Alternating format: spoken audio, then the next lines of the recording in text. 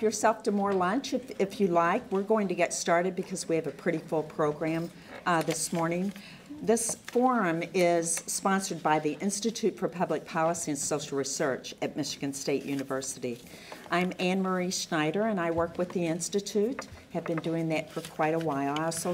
I also direct the Canadian Studies Center.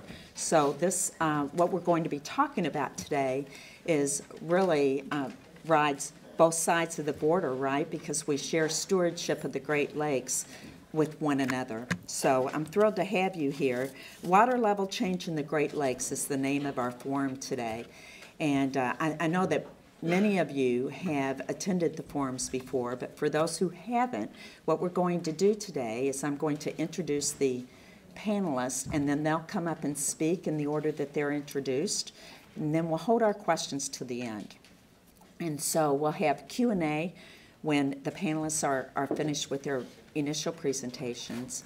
The forum is being filmed, and so you will need a microphone when you have questions or comments to make. So be a little bit patient with us. I know Leah wore flat shoes today, so we're good on that end, but she will need a second to get to you. And we appreciate your comments and your questions. We want that exchange, so I would encourage you to have that conversation and be a real part of the discussion. So, again, water level change in the Great Lakes. Did anyone visit a Great Lake this summer? Let me see a hand. I know I sure did. Did anyone observe changes that might have been brought about from high water? I did too. So that's what we're going to focus on. Why is that? Our first panelist today is Keith Kompoltowicz. Should have practiced that a few more times. Kompoltowicz is the Chief of Watershed Hydrology at the U.S. Army Corps of Engineering in Detroit. Thank you for being with us, Keith. You have full bios in your packet or in your handouts there, but very briefly, as Chief of Watershed Hydrology, Keith leads a very talented and diverse group of engineers, scientists, and technicians in the water management missions of the district. These include Great Lakes water level forecasting, Lake Winnebago Fox River regulation in Wisconsin, and supporting the International Joint Commission's Lake Superior Board of Control. Following Keith will be Chuck Nelson. He is an associate professor in the Department of Community Sustainability at Michigan State University. Dr. Nelson has been doing that for a few years, right? You're a lifelong Spartan. Thank you for that.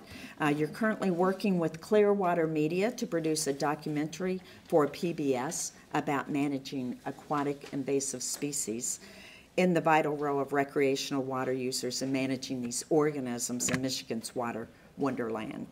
So right now he's focused on management, the management and planning and policy end of natural resources and natural resource-based recreation. So it's a pleasure to have you as well. We also have Gail Vanderstoep, who is an associate professor in the Department of Community Sustainability and is also with the Museum Studies program at Michigan State University. And Dr. Vanderstoep is going to cover more of the tourism, recreational side of the Great Lakes. She's going to be talking about the communities that host the cultural and historic sites about our state and how they're managing these changes in water levels. She serves as a research associate for the Center for Maritime and Underwater Resource Management and currently teaches courses in recreation and resources management. She does the park interpretive services that I'm sure many of you have enjoyed. She also works in coastal maritime heritage. So both Dr. Vanderstoep and Dr. Nelson are with the College of Agriculture and Natural Resources. So we're delighted to have you on our panel. Also with us is Rhonda Waychek. Rhonda is the manager of the Coastal Management Program in the Water Resources Division at the Michigan Department of Environment, Great Lakes, and Energy. In this role, she leads a team in an effort to protect and preserve the natural resources and cultural heritage of our coastline. The Coastal Management Program advances research on climate change, resilient planning methods, and seeks balanced approaches to sustainable coastline. So I'm going to let them take over the mic. Again, we'll hold our questions and our comments to the very end. So thank you. Thank you for being here. Okay, Keith.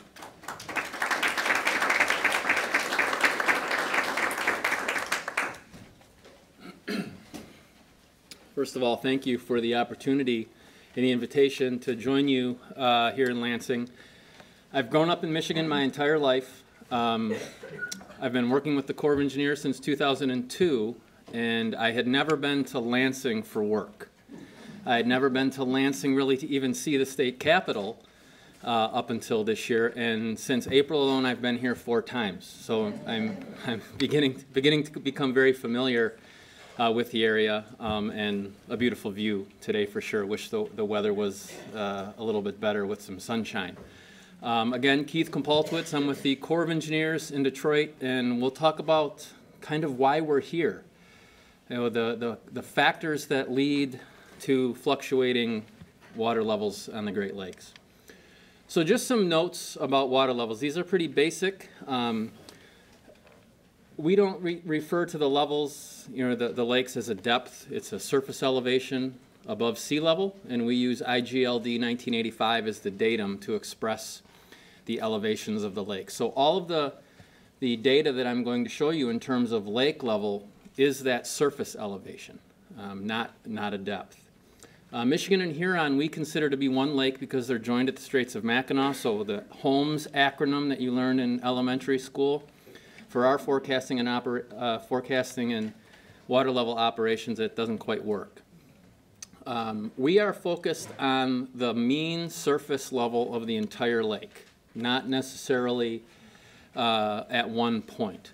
And we use a network of gauges around each lake to calculate that lake-wide average level, knowing that there are weather conditions that will force very significant water level fluctuations at specific locations that are different from that still water surface elevation. So, for example of that today on Saginaw Bay and Green Bay with the very strong northeasterly winds, the water levels in Saginaw Bay and Green Bay are likely very high today compared to the rest of the open lake surface. The Corps has a unique arrangement and agreement with our counterparts in Environment and Climate Change Canada, as we are the official keepers of this now 100-year water level data set of monthly means for all of the Great Lakes. That's an important role that we have. We want to make sure that this data set is consistent across the international border because of the international boundary that spans the lakes. It is important that we're consistent on both sides in terms of the data that we reference, the statistics that we reference, and the forecasts that we issue. And I'll end with that the primary drivers of these water level fluctuations that we're seeing are changing weather patterns and the resulting changes in water supply to the lakes. So monitoring the levels. We take a look at what is happening in that entire shaded area that represents the Great Lakes Basin. So we're tracking weather patterns, we're tracking stream flows, we're tracking conditions on the ground such as snowfall, snowpack, looking at ways to improve our estimates of evaporation, because all those things combine to impact the water supplies of the lake. So our mission stretches across the entire Great Lakes Basin. And that cross-section there just shows you that this is an interconnected system with the headwaters beginning in Lake Superior, and it moves down through the various connecting channels of the lakes, over Niagara Falls into the Lake Ontario, and then out to the Atlantic Ocean, a journey of some 2,200 miles. I'll point out that there are 2 locations on the Great Lakes where the outflow from one lake to the next is regulated. The first is the outflow of Lake Superior into the St. Mary's River, and the outflow of Lake Ontario into the St. Lawrence River. Those are both regulated via internationally approved regulation plans under the International Joint Commission. The Lake Ontario regulation has no impact on any other lake but Lake Ontario because of the influence of Niagara Falls. The regulation of Lake Superior outflow is done out of my office. We provide technical assistance to the International Joint Commission, and that's done on a monthly basis rather. But just because we can regulate the outflow of Lake Superior does not mean we can control the water level of either Lake Superior or Lake Michigan-Huron because of the scale of the system. Just some high water photos. You know, this is what we're dealing with Great Lakes wide, and that's the point of this slide, is it's not just one specific area on the lakes. The upper left there is Stony Point on Lake Erie. The upper right is on Lake St. Clair. The lower left is Grand Traverse Harbor on Lake Superior and the Keweenaw. And then the lower right is South Haven, the navigation structure. So these are all hazards that we're seeing, all impacts of these high water levels and resultant wave action in the lakes. And again, just to show that this is not specific to one area in the lakes, if you extend this into Lake Ontario, there are significant issues there as well. Just another example of what we're seeing now. A relatively new phenomenon that it's newly understood. It's been happening back through time, but is called a meteotsunami. And this is the Ludington Pier, and these pictures were taken some 15 or 20 minutes apart. And the difference in water level between these two pictures from the low one to the high one is that 15 feet over the course of just, a half an hour or so. And these are the result of lines of thunderstorms that roll over the Great Lakes that develop in the northern plains. The science behind this is ahead of those lines of thunderstorms, there's often a very narrow area of high pressure. And as that high pressure is impacting with the ground, it really doesn't impact things. But as it moves out over the open water, that high pressure acts like a hammer on the lake surface and shoots up a wave. And if that storm moves at the same speed as the wave, it can create this wave moving across the lake, and this is the result. There's many examples of these now going back. The Great Lakes Environmental Research Lab, one of our federal colleagues in Ann Arbor, is doing a lot of research into these events. But this is something we wouldn't necessarily have noticed too much if water levels remained on the low side. So the factors that influence our water fluctuations is really the net basin supply. And that's representative of the rainfall that falls directly on the lake surface plus the runoff from the surrounding land minus evaporation. Lump those together, that's what truly drives lake level fluctuations. And those are all uncontrolled. We attempt to forecast, but our forecasts are often only as good as the weather forecasts that are available as well. So that's really what we're after, is that net basin supply. With the exception of Lake Superior, there's an inflow from the upstream lake. When you sum the net basin supply and the inflow from the upstream lake, that's the net total supply. When the net total supply is greater than the outflow, the lake levels rise. When the net total supply is less than the outflow, the lake levels decline. So annually, the Great Lakes go through a pattern, and that tracks the hydrologic cycle that we see often in the Great Lakes, where the lakes are at their lowest in the wintertime, and at that same time, rather than precipitation falling as liquid into the lakes themselves, it accumulates in the form of snow on the ground. As we move into the spring, that snow melts, it feeds the streams and tributaries that feed the lakes. We get more liquid precipitation, and that drives the lakes rising in the springtime. They reach their seasonal peak in the summer, and at the same time they're warming. They reach their warmest temperatures typically late summer, early fall, which is when we usually see the weather shift again. We get cooler, drier air moving over the lakes, and that difference between the air temperature and the water temperature drives evaporation, and that drives the lake's seasonal decline. This is the time of year that we're typically seeing the lakes in their seasonal decline. Though, as I'll show in a minute, the lakes are not following this seasonal pattern especially in Lake Superior and Michigan Huron, because of the wet weather that we've seen. One of the Corps' most important messages recently has been, yes, the lakes are expected to enter their seasonal decline, but they're at still very high levels compared to the long-term average, the highest since 1986. So as you all know, in Michigan, it's in the fall is the time of the year that we get those huge storms that we write songs about. And those storms have the potential to continue to bring significant impacts to the lake shores when the levels remain this high. So this is just a water level report that we have on our website. This is the full month of September. The upper red box is the monthly mean level for September. The lower red box is the record highs. We saw some additional record highs in September to go along with the records that had been set earlier in the year. And I can tell you that these forecasted monthly means, when we did this forecast at the start of September, all of these are low. It's just been a very wet month, wetter than anticipated. So these levels are on the high side of our forecast range. And we'll talk a little bit more about the forecasting process shortly. So here's our long-term record. This is that 100-year data set that we mentioned.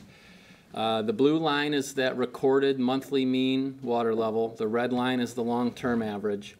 And each little kind of rise and fall represents a season. So you can see in looking at the long-term here, we've got a very regular pattern of rising and declining.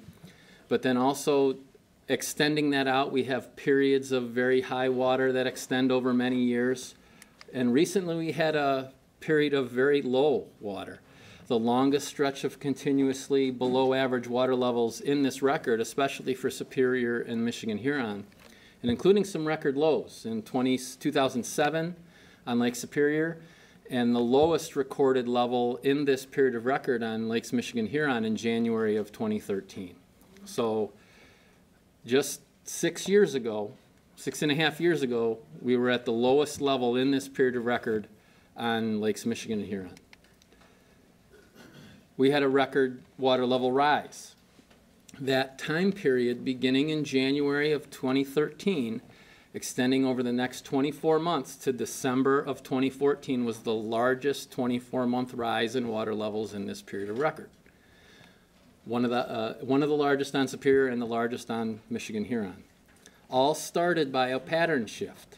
We had, all of a sudden, very cold winters begin to show up again. You know, we had that first winter, 2013, 2014, where the polar vortex decided to stick around all winter and influence record snowfall across the Great Lakes Basin, near record ice cover on the Great Lakes. And then the next winter was just about as severe in terms of temperature and snowfall. So those consecutive winters really drove that rise. And we've seen more conditions conducive to water levels rising over the past several years than water levels declining. And then you can see where we are now with the record highs that we've experienced this summer are the green circles. So why? What has driven this? This is a graphic that we get from our friends at the National Oceanic and Atmospheric Administration. The 60-month period ending 31 August was the wettest in the 120-year period of record for the Great Lakes Basin.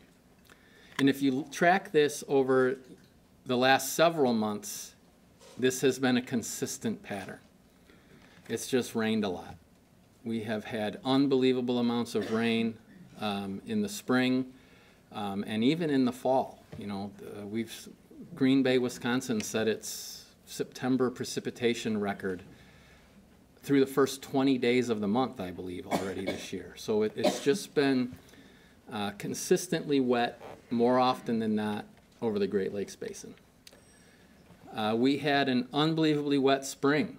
You know, this is the 60-day precipitation ending June 19th of this year. And there are locations in the Great Lakes Basin approaching 15 to 20 inches of rainfall. We had numerous instances of significant riverine flooding this spring in Michigan because of the healthy snowpack runoff on top of already saturated soils from a very wet fall of 2018, coupled with this rainfall.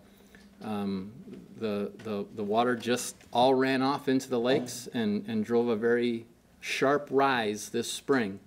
We started seeing evidence of potential records as we were completing our April water level forecasts, but even those forecasts didn't quite capture the rate of rise that we saw this year on the lakes. You know, and I mentioned we had another significantly wet September across the lakes. Again, Green Bay set a record. I think Green Bay just actually set its annual precipitation record overnight with the amount of rain that they received. Over 40 inches of rainfall fell in Green Bay already in 2019. That's the second year in a row that they've set a record in terms of annual precipitation.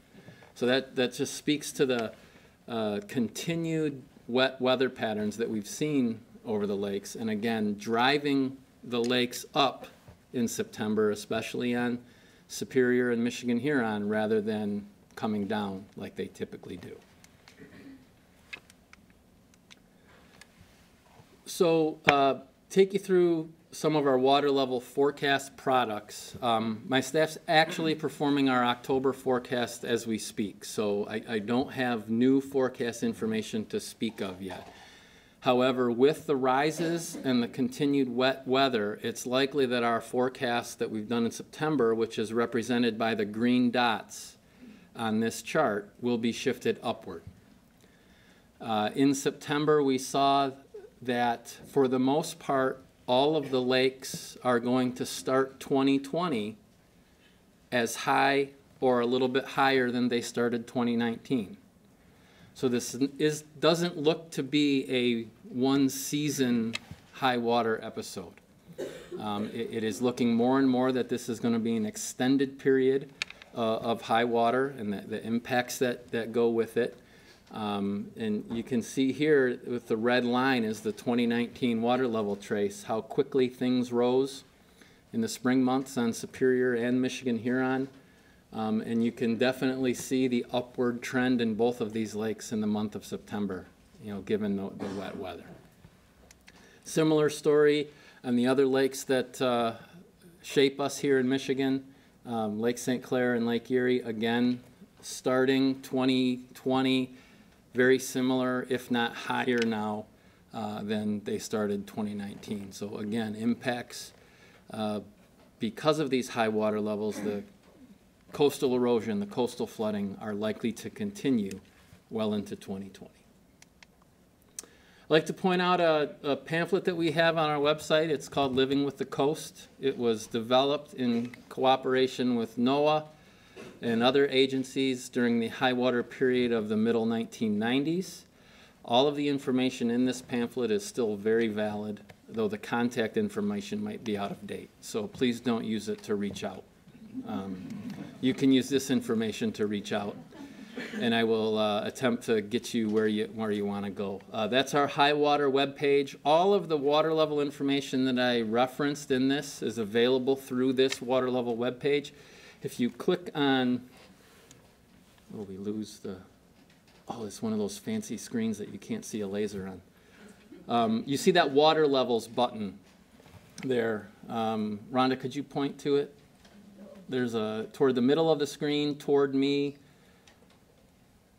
right there. If you click that, that will take you to all of our forecasts, all of our data, and there's also all kinds of other information available through this water levels portal that we set up this year to help us spread the word.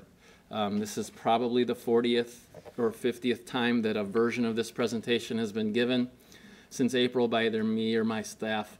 It is something that we really enjoy doing. So with that, I will turn it over to Dr. Nelson, and we will move on to his slides. Thank you very much. It's wonderful to be no signal, but there we are. You did great. Thank you. I'm terrible with this stuff, but I appreciate the opportunity to talk to you. What Keith has so clearly outlined with the great science that the Corps of Engineers does is that the Great Lakes are dynamic. They're constantly in flux, but yet we have a fairly good understanding of the range in which they move, but we don't control the forces that control the lakes. We have some influence, but we're not in charge. Many of you can hearken back to 2013 when Great Lakes levels were low and there were, as Keith and I discussed earlier, conspiracy theories. The Corps pulled the plug. They let the water out by deepening the channel of the St. Clair River. We'll never get the Great Lakes back. We have to really be cautious to use science and these great long-term records we have to understand the more geologic time the world works in, not our personal, oh, the water can't be high today because it'll goof up what I want to do, right? Things have really changed. So I have to tell you a little story. 2013, a friend of mine owns a marina fishing camp on Saginaw Bay. His name is Steve Gamble, so Gamble's Marina. It was actually owned by a member of my church in the 1950s. This place has gone through those rise and falls in water levels. In 2013, he had to do emergency dredging or he's going out of business. Got his appropriate permit from the then DEQ, did his dredging, his marina barely stayed open, he went in debt. Today, his campground in a northeast wind, his boat launch, the parking lot is water, okay? We're parking in 6 inches of water. You can launch the boat in the parking lot if you want to. It's kind of, kind of an odd feeling, okay? You don't want to use the motor there, but the world keeps changing, okay? We have to think about what is that zone of change and think about being cautious about what infrastructure we invest in that zone of change. And I think that's a very challenging lesson for all of us because we love coastlines, right? They are beautiful places. Michigan is like no other place on this earth with these coastlines, okay? And we are enamored with them. But we have to be realistic about them. So, I noted some of Keith's numbers here. The number I want you to think about a little bit is the idea of an average. We love averages, right? Well, the average person thinks this. The average baseball player bats 260 or 250, whatever, unless they're on the Tigers, then it's lower, okay? So what we got to think about is how useful is that average? Because nature is not an average. Nature is that cyclical, that curve. We got to take it where it is. So this past Sunday, I fished on Lake Superior at Grand Marais. I'm fishing for salmon out in the lake. It's a very rough day. North winds have been there yesterday, then southeast winds the day I go out, so the lake can't tell which way do I blow. I got big swells coming in and choppy waves going out, and I'm bouncing like a cork. There were a few fish. It was exciting. But the water is up, up, up in Grand Marais. Things constantly change, yet 6 years ago you couldn't get your boat in because it was too shallow to use the launch. They had to do emergency dredging. Again, we live in our time. Nature lives on its time, and we've got to adapt to nature, not nature adapt to us. So remember that long-term functioning. Now, at lower levels, we know that there's a challenge to many areas for boating and navigation, but we also know for beach tourism, it booms. All you have to do is go to a big southwest Michigan beach park like Warren Dunes in the early 2010s, 2011, 2012, 2013, when that beach extended out a really long ways, and see those 10,000 people on the beach, those 4,000 cars in the parking lot, the lines waiting to get into that great facility, okay?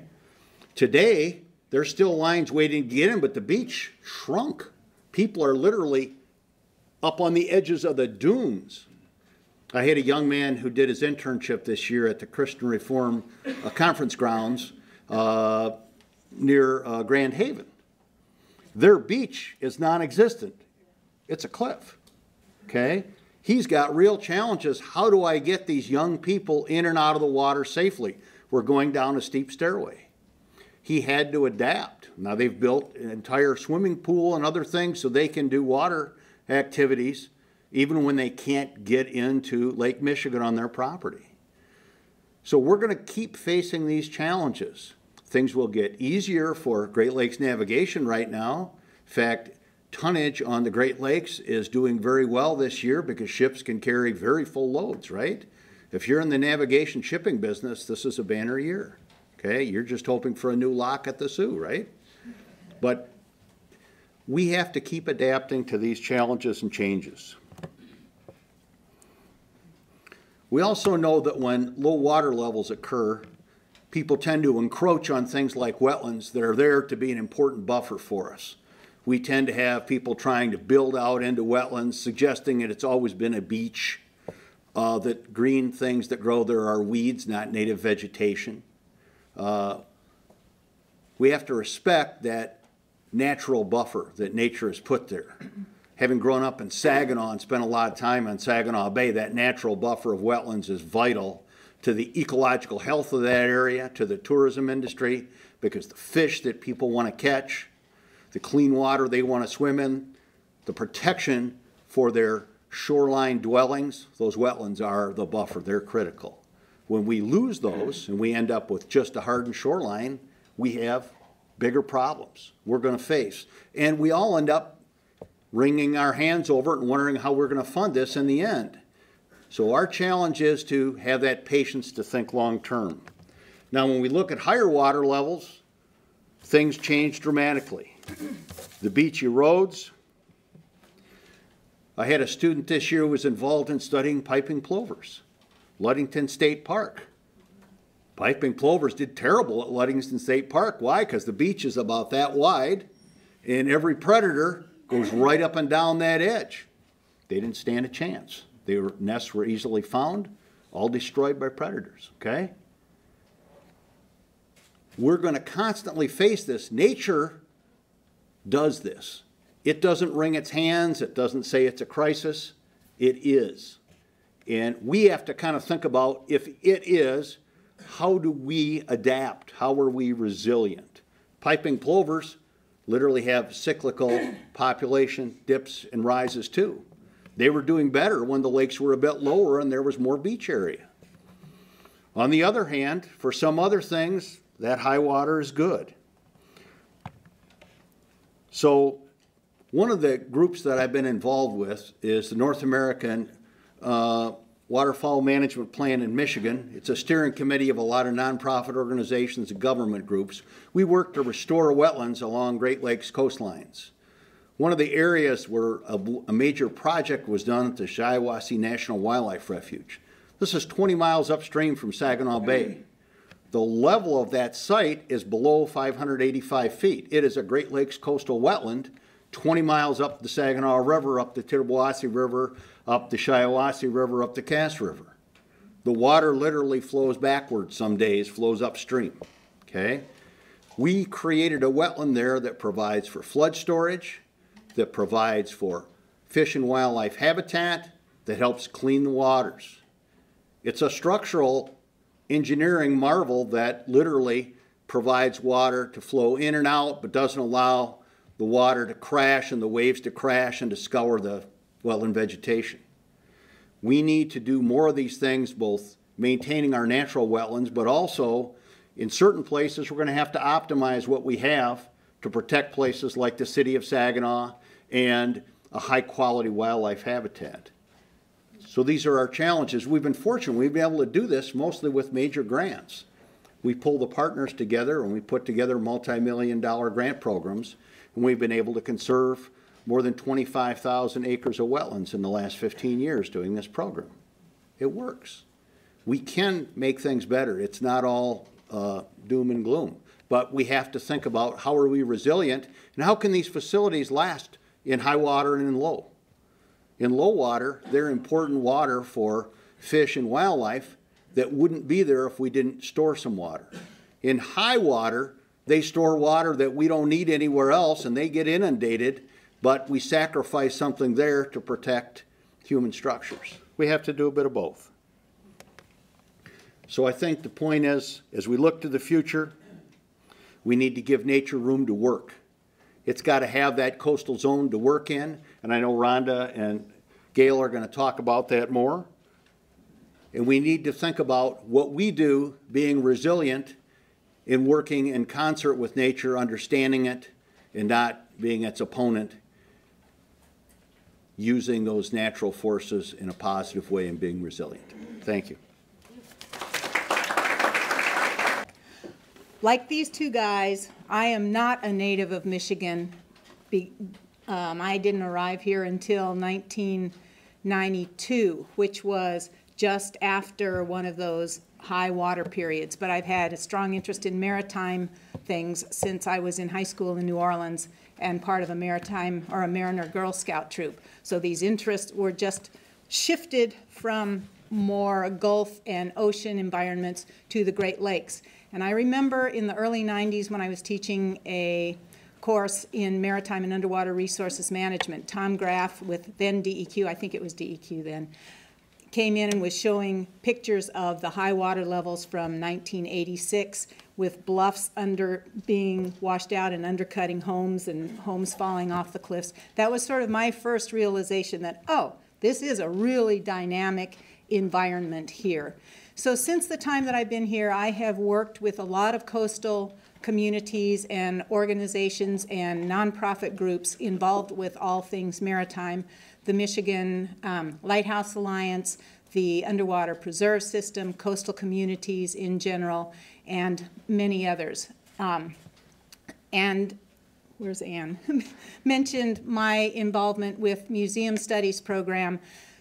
A lot of my focus is on communicating and working with people, whether they are visitors, tourists to places, or they are just local community people. And our communities, particularly in the coastal areas, have to serve both entities.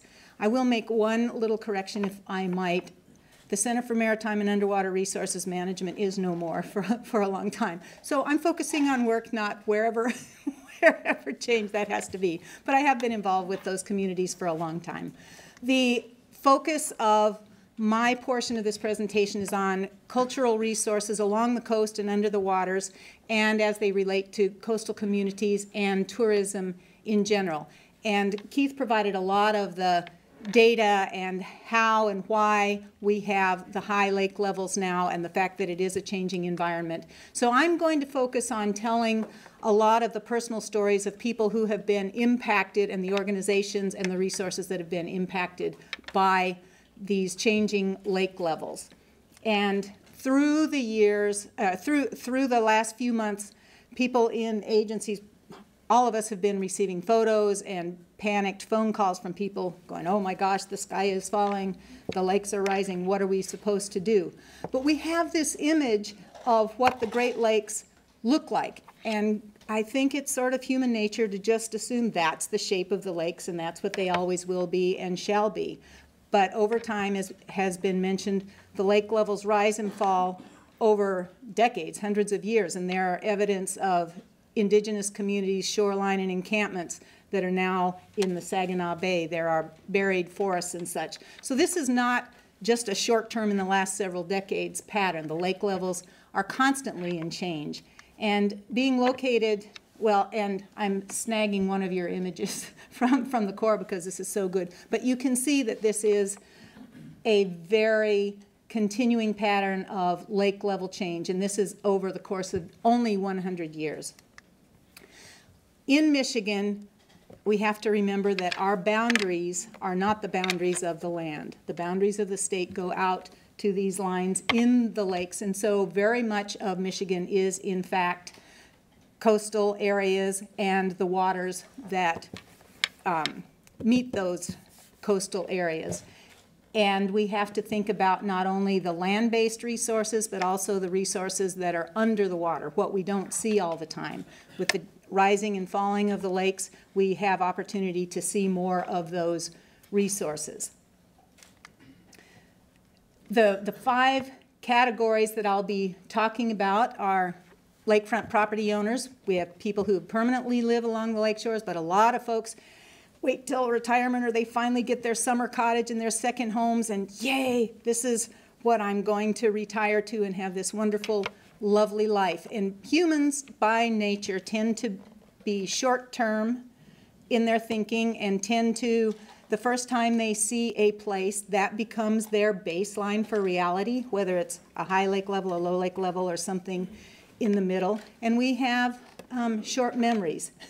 Both Chuck and Keith have spoken to this. It was not that long ago when the lake levels were quite low, and I remember the Michigan Port Collaborative, communities all around the lakes. The biggest issue at one conference that was supposed to be talking about many, many, many things related to coastal communities was so focused on dredging. Everybody wanted to get their harbors dredged and get access back out to the lakes. Now, of course, we're dealing with an entirely different thing. Lighthouses are, of course, one of our key iconic cultural symbols along the coastal areas, but also we have those underwater cultural resources, old shipwrecks and docks and airplanes from training missions during World War II. Then the overall communities along the lakes that attract tourists, which is a very big industry in the state. And charter and recreational fishing that Chuck spoke to a little bit is also important, but it is an extension of the early commercial fishing, which really formed a lot of the cultural heritage in the fishing industry in this state. And the important things to remember, besides the fact that the lake levels are constantly changing, is that both threats and opportunities occur as a result of these changing lake levels. Chuck mentioned a few of those. And there are both the short and the long-term responses. There's a, oh my gosh, the sky is falling down, the lake, my property is being eaten away. Those have to be responded to in the short term, but we need to also be thinking policy and design and placement and regulations related to the long-term responses, and Rhonda will be talking in a lot more detail about that. So my first story, and these are just little case stories, but lakefront property owners. This lakefront property owner, about a year ago, they finally were able to purchase land and put a temporary housing structure on this property. Oh yes, these pointers don't work. Swallows it up.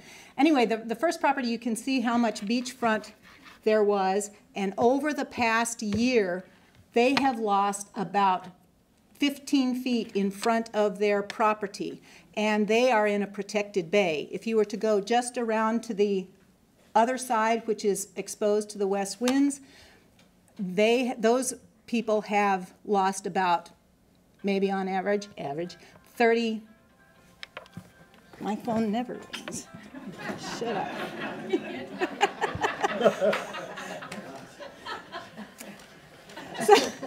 So they've lost up to 30 feet. Well, when this particular set of people purchased their land and built or brought this housing structure onto the property, they thought, oh man, why are the setbacks so far? Why do we have to be so far from the lake? Oh my goodness. And the rules are that you can't put permanent structures unless it's really set back and in high, more solid areas. Within a year of doing this, they now respect that particular issue. Anyway, there have been lots of things just around this single property. Of course, people all over the lakes are finding this. But from that property, there are, of course, the storms and waves and associated other weather events that increase the action of the water, but it is just much more noticeable when the lake levels are so high. When this particular bank of clouds moved through and barometric pressure changed, I was told that within 30 minutes, the lake level rose and fell 6 to 8 inches, which is pretty remarkable, and it didn't even have the storm action at that point. But when the storms come and the waves start churning, it really churns up the shoreline, and this is where all the sand is being lost. Seiches, nobody has really spoken about seiches, but when the water gets pushed by winds blowing over the surfaces of particularly the shallow lakes, the water shifts and gets pushed down to one end of the lake or the other, and that can increase the lake levels as well. So some of the immediate responses in the short term is moving the structures, moving them back to where they're going to be safe, rethinking where to place the septic tanks and the septic drain fields for these kinds of properties, installing cobbles or stone or riprap along shoreline, but of course permits are needed for that, and there are very good reasons for doing any kind of action along the shore to protect the habitat, to prevent sediments from depositing and covering spawning grounds, lots of reasons. And also removing the dock, just getting the things out of the water if you have the opportunity to do that after pilings and piers have been washing those out. The lighthouses are another set of structures that have had to deal with rising and falling lake levels for a very long time, and you can see the kind of areas where they are currently. One example now is at the St. Clair Flats Canal Range Light Station. That's a very old station there. Right now, well, the threats to the lighthouses are very similar, but here is the testimonial from the person who is the owner manager of that property. I had to wear boots to walk through the yard. I had minnows swimming in the garage. I had have water under the houses and going up over the top of the seawalls. On part of the property with new seawall, we welded I-beams to knock on top to knock down the boat wave traffic. 2 to 4 foot waves rolling through my front yard. Destroyed my docks. I have mold inside and baseboards popping with moisture wicking up and the floors swelling. Basically, I have to start all over on restoration. It's been a disaster. Can't use the houses. The septic tanks are flooded with water. So that's illustrative of what many, many people are facing in these coastal areas. And I'll just give you a quick chance to look at some of the images from that single property, inside and outside, just totally inundated. But other lighthouses aren't facing that kind of an issue. Up at Whitefish Point, they have lost sand and lost beach, so this nice, lovely viewing deck that was supposed to be on top of the dune to protect the dune, there is no more dune anymore. So there are a lot of challenges at this station. They're not flooded, but they have other issues. Actually, I do think that there is now water moving into the basements of some of their structures, so it's constantly changing. At another lighthouse at Solchois, it's not just the lake levels that change, but there are other conditions in the lake that interact with the changing lake levels, water temperatures, movement of aquatic species, etc. But in this case, as a result of the high, at least partly as a result of the high lake levels, a lot of zebra mussels are moving in and they're having to dredge and dredge and dredge. So these are piles of zebra mussels that have had to be dredged out. And so that impacts access for boats and other people wanting to get in the water. The underwater cultural resources also are at risk, or this is one of those good result, poor result story that with the changing levels and the storm activity, the water scours out sand areas, exposes wrecks that have not been exposed previously, and sometimes it throws all kinds of stuff up on the beaches that may be cultural resource materials and maybe not. So there are threats from these to our underwater cultural resources. There are also opportunities for lay people to learn about, get excited about these underwater cultural resources that they've not had access to or seen before.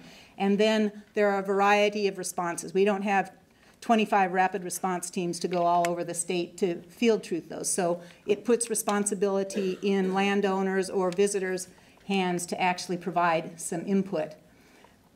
Communities all over the lakes are dealing with the high water levels. Harbor Springs is just one example of this. Same kinds of issues that have been talked about, but these end up impacting tourism levels, particularly if people see images like this and go, oh my gosh, I can't go visit there. Another example is Fishtown, which is very, very inundated right now, and you can see the low water level in 2013, and then in July and September, the high water levels in Fishtown. Well, you can imagine the amount of water impact on all of the pilings and the docks themselves. But on top of that, when they're getting 200 to 250,000 people a day or a weekend on busy days, that stress of all those extra people reinforce that. And so there are lots of issues in Fishtown as well, and you can just scan through the ideas here. But here's an example, also in Fishtown.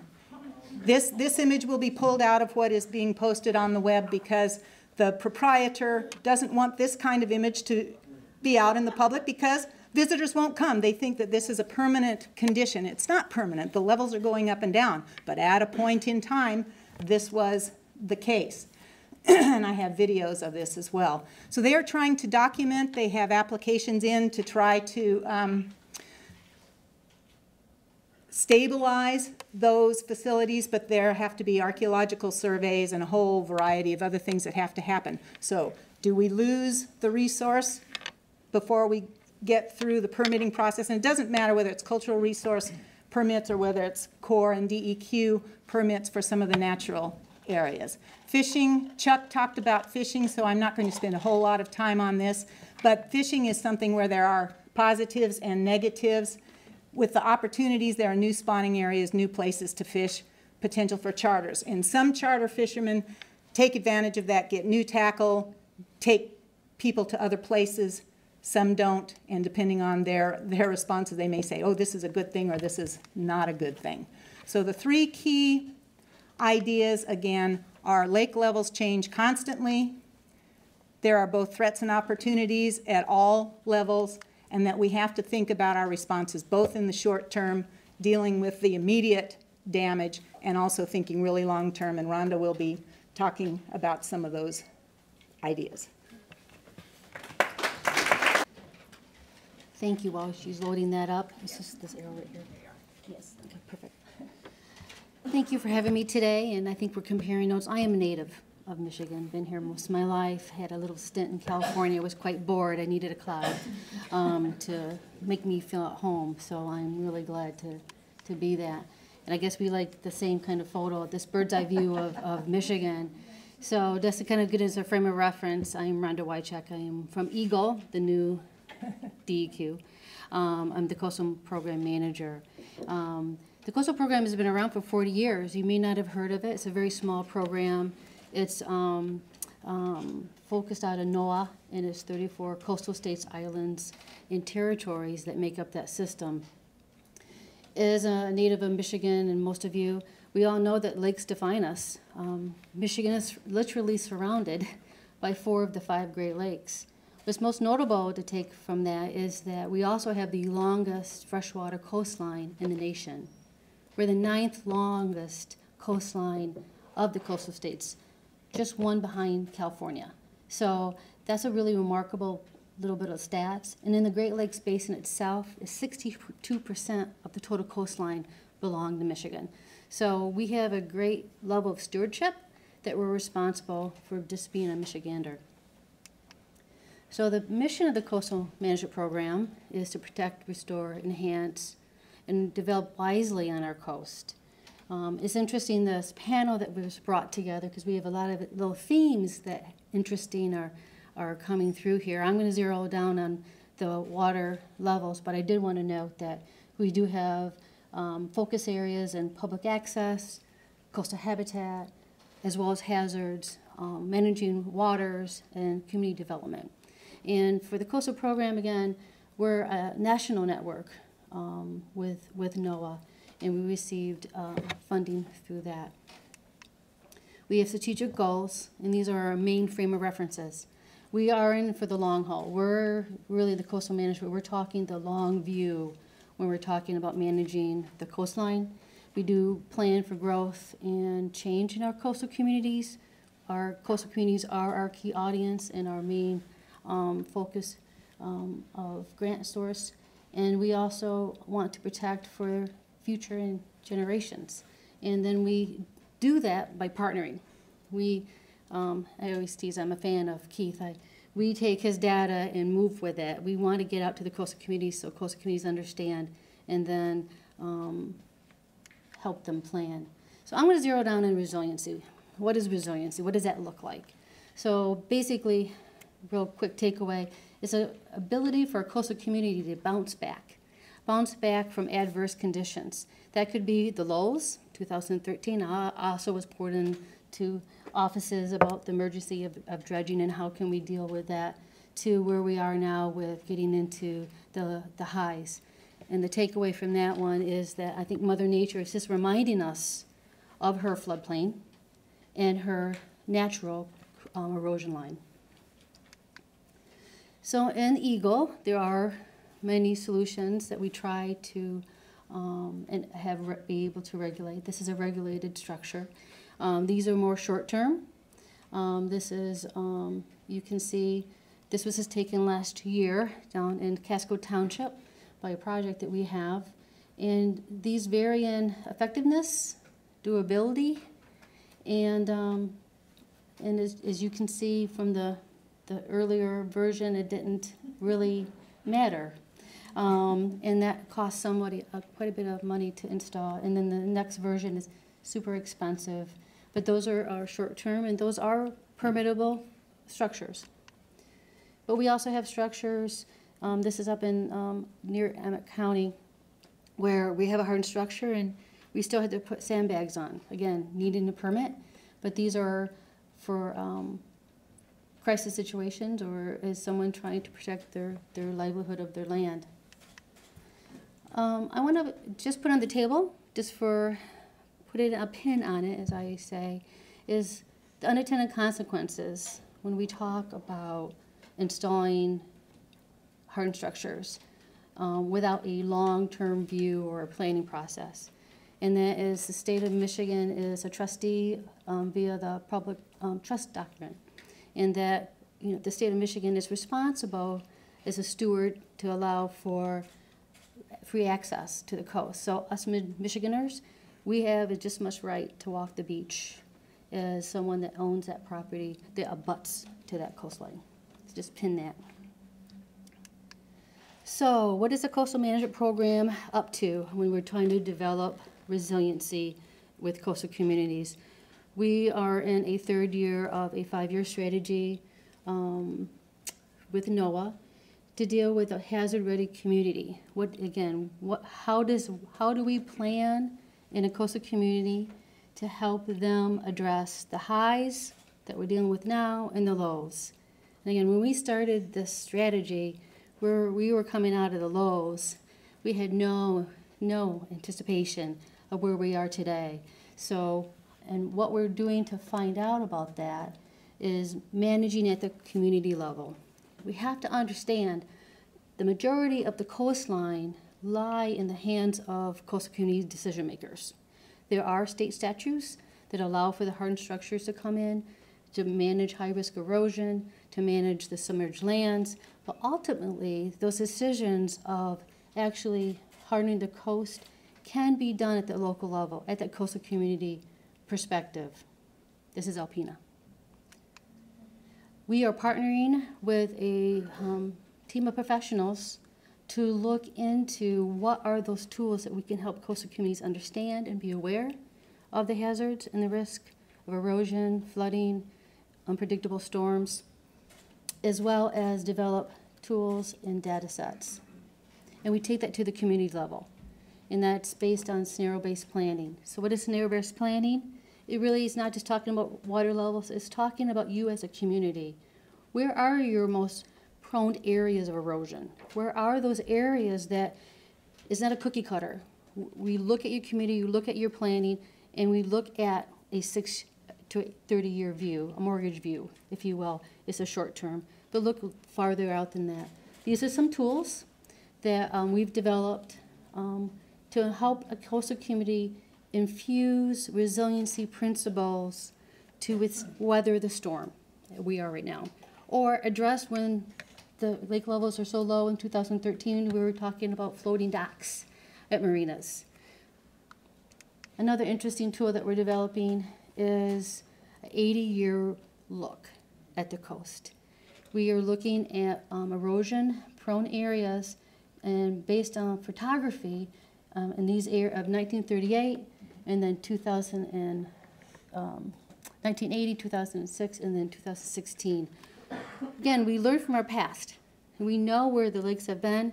We couple that with the changing with the lake levels, with the core.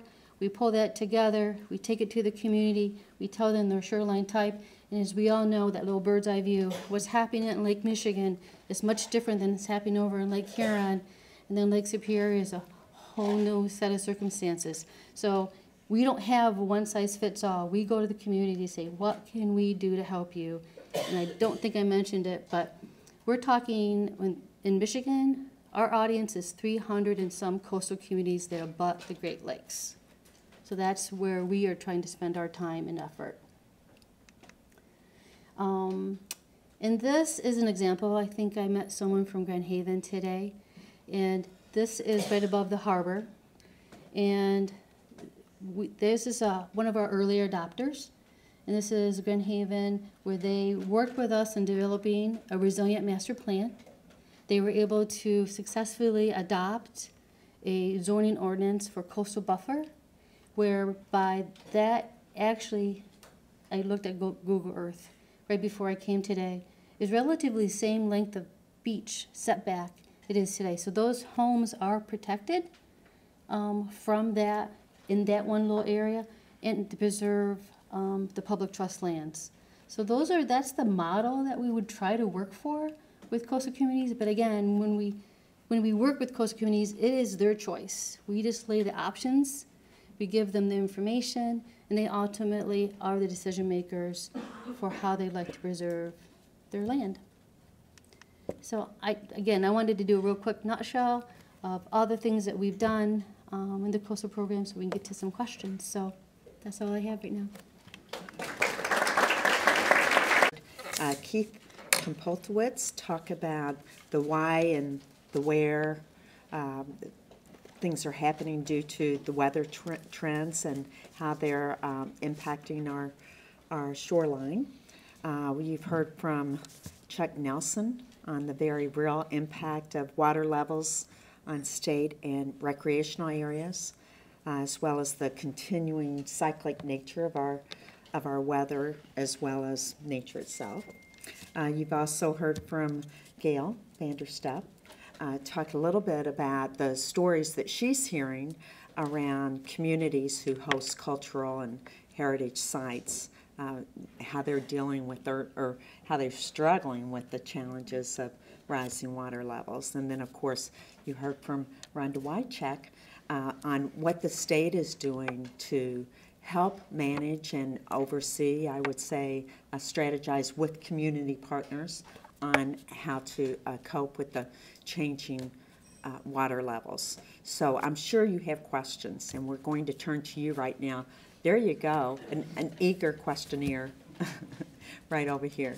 So let's take a few questions. Thank you, Leah. Yes, Lamar is from Senator Benny G. Alexander's office. The question is, what impact does global warming have on the circular rotation of the, if any? Secondly, what impact does the withdrawal from the water tables by, particularly for comets, have at all? And thirdly, this is a question: if in fact the water levels raise, and this is fresh water, and we are in a global water shortage, why isn't that viewed as a positive thing for extracting fresh water and distributing it throughout where it's needed, where there's a lot less water? Thanks. I think you just outlined the entire year of forum series. Thank you for that. Those are hot temperature kinds of questions. Anyone want to take that on? Our panelists? There you go. Thank you. So is this on? Can you guys hear me? So a very popular question is the one we get: climate change. Is this the result of climate change? And from the Corps of Engineers' perspective, we don't look at that. We don't look at that long-term aspect. You know, there are researchers in academia that really spend a lot of time looking at the climate change and what changing climates will do to weather patterns and the resulting change in lake levels. The Corps as an operational agency really focuses on what's happening right now. And that was the focus of my talk was we have very good and compelling reasons why the lake levels rose so swiftly from 2013 to now. If you remember some of the research scientists that were talking about climate change and what that might mean when we were at low levels, some of those opinions were that low lake levels are the new normal. That's the kind of what we're going to see going forward. 2013, that sounded like with the record lows that we saw, but now we're at record highs. And then some of the climate change research points to quicker fluctuations between highs and lows, and higher highs and lower lows to go along with that. But we leave a lot of that to that research community, and again, the Corps technically focuses on the operational aspect of it and limit our forecasting window to about 6 months. So, and then I'll just touch on the withdrawal question that you had. I think the popular sentiment is a one of precedent. Does allowing withdrawal of water from the Great Lakes because they're high set a precedent going forward that the Great Lakes community may or may not want to have to deal with? Any other comments? Very good. Any other questions? Okay. Got a couple to your right. I do see them. Leah, you see them. Thank you. In Dan Egan's book, Death and Life of the Great Lakes, he talks about the instability of the St. Clair River and the fact that there has been erosion because of excavation that has been done previously. Do you know anything about whether that erosion is continuing and what the long-term effects are?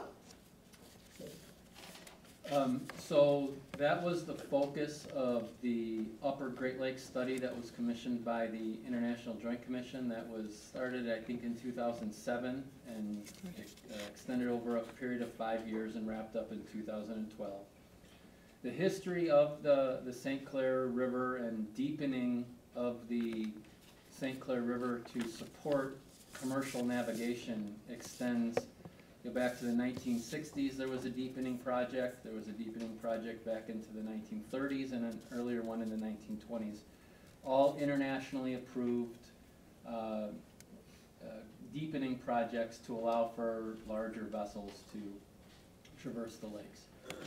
When you dredge from a river channel, you allow that river to carry more water, or its conveyance increases. So there is a permanent lowering of Lakes Michigan and Huron because of the dredging that was done in the past. The last deepening did occur in the 1960s with the establishment of the St. Lawrence Seaway.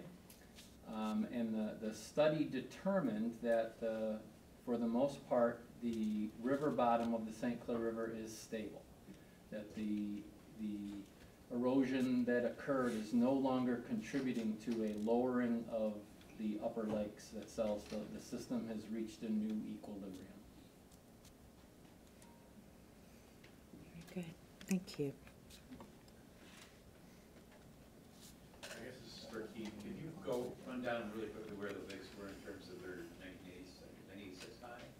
And what do you expect for next year? Are we going to set new records across the So several of the lakes did set new monthly record high levels, and I don't know if we can go back to my slide, but if we can't, I can certainly get in touch with you after to go over exactly which lakes and which months set records. All of the lakes, with the exception of Michigan Huron, established new monthly high water level records. Water levels on Lake St. Clair, Lake Erie, and on Lake Ontario established high records for all months in the period of record. So they have never been higher than, I think May and June of this year. Michigan Huron's level, while not setting a record, is the highest since 1986. In that 100 years of water level data that we have 1,200 months of data for each lake. And Lakes Michigan and Huron has only been higher than this in 5 months in that period of record. So while we haven't set records, it still is very high. The question on where we expect to go into next year is another very popular question. Our forecast horizon is only 6 months, so the forecast that we're working on now will extend into March of 2020. And with the very wet weather that we're seeing now, I expect that the lakes will start 2020 higher than they started 2019. And beyond that, where the peaks will be next summer will be determined by what type of winter we have, followed by what type of spring conditions we have. So if we get another, I'll call it typical Great Lakes winter with a healthy snowpack, followed by spring rainfall that is average or above average, then that leads me to believe that levels might be higher even next year than this year. But again, we have to wait and see what types of weather we get in the winter and spring of 2020. We can predict it, but not control it, right? Sometimes we can't Can't predict it. predict it. Right. Hi, I work with Michigan Farm Bureau, and just last week was meeting with some farmers in Bay and Saginaw County. Dr. Nelson, you brought up the Shiawassee National Wildlife Preserve, and I was glad that you did, because that's a lot of the problem that the farmers I've talked to had. They're not on the coastline. They obviously don't have lakefront property. They're farming inland in those counties, and they're experiencing the same problem. Only for them, it's not just a phenomenon of the water's higher and therefore the wetland habitat is larger. For them, it's a real issue with flooding of their farms, with inability to get out onto their fields, with having to operate dikes and pumps just to be able to continue farming, and they're miles inland. So this is something they're very concerned about as well. And it's something that they're really starting to push for, say, isn't there something that could be done? Not only recognizing that we've had historic lows and we have problems with shipping, and is there a way we can control that, and is there a way that we can do something to alleviate some of the pressure of those highs when water has no place to go? It's running backwards from the lake, up those rivers and up those drainage ditches and other places. So that's something I wanted to make sure to convey, and also see if there's anything that you're aware of that have been part of discussions in terms of how do we deal with managing both the highs and the lows that are happening in the lakes. So, thank you for adding that, because this topic just stretches across so many domains. Agriculture is a huge one that we don't have here today, and basically, like Mr. Kompoltwitz said earlier, he's been here four times in recent days. People are just really, the people who have real expertise in these areas, I had trouble getting this panel alone, they're just stretched to talk about what's next. What can we do wisely, as Rhonda puts it? How can we plan about this wisely?